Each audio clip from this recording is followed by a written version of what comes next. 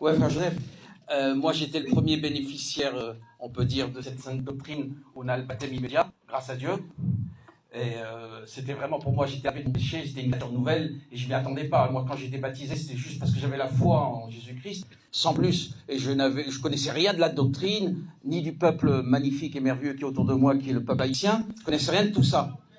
Mais la transformation a eu lieu. Je suis senti une nouvelle créature, comme une force, chacun selon sa foi lorsqu'il est baptisé, je pense, qu'une force qui est partie de moi. Je suis sorti de l'eau comme léger comme un oiseau.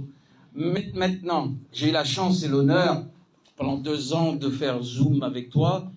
Et après, j'ai eu la chance, grâce à Jules, qui vit maintenant au Canada, tu m'as appris, de connaître l'assemblée ici, là.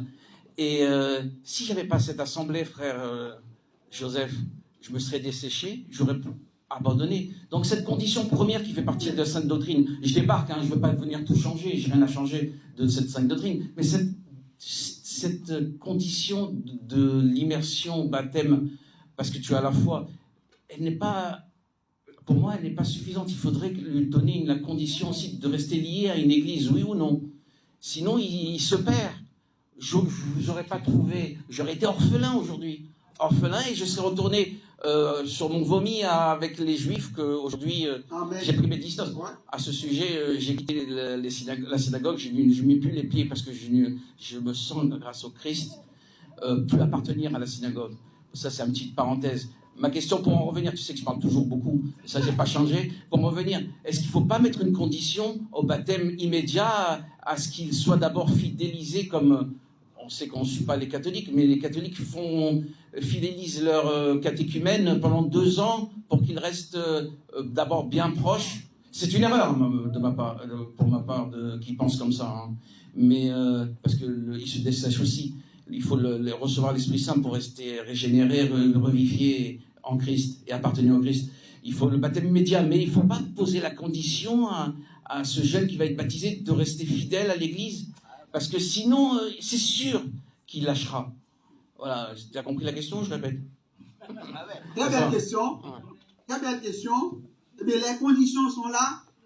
Les conditions sont posées dès que la personne qui a été plongée dans l'eau, la tête est sortie de l'eau. C'est là où on met les conditions. Parce que Jésus-Christ, dans Matthieu, chapitre 28, verset 19, dit « Allez, faites-le toutes les nations des disciples, les baptisant au nom du Père, du Fils et de l'Esprit, et enseignez-leur.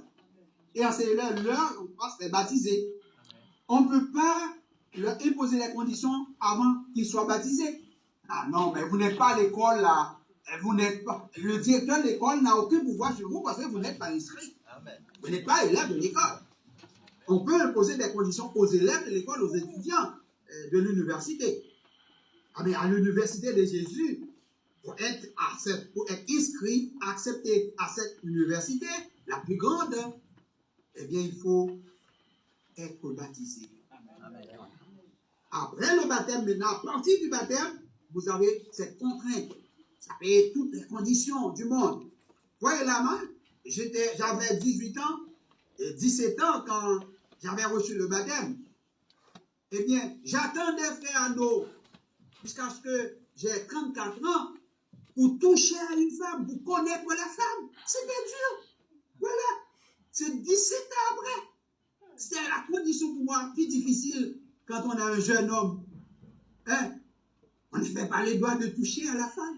On n'a fait pas les doigts d'avoir une petite amie pour sortir aller au cinéma. On n'a fait pas ce doigt. Moi, étant que j'étais un homme, rien que j'étais, frère Lébrun, c'était Dieu pour moi.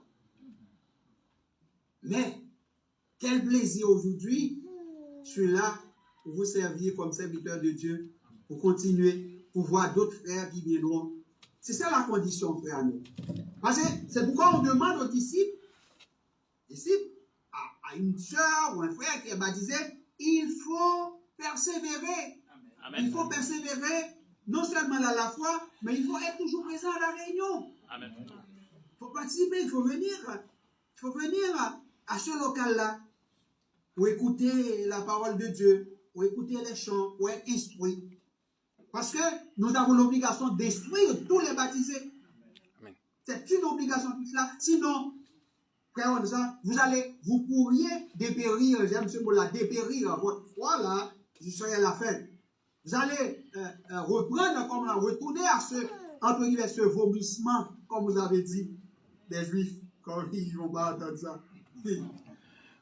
Alors, c'est ça, frère, donc, la condition se pose après le baptême, à partir du baptême.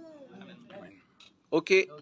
C'est pour ça d'ailleurs, pour moi, chaque fois que je viens, je suis revivifié, je suis régénéré comme si j'étais baptisé une nouvelle fois. Et je reste fidèle à l'Église parce que je sais que c'est ma seule sécurité et le seul moyen de rester fidèle à Christ et à continuer à appartenir à Christ. Alléluia, gloire à Dieu. Amen.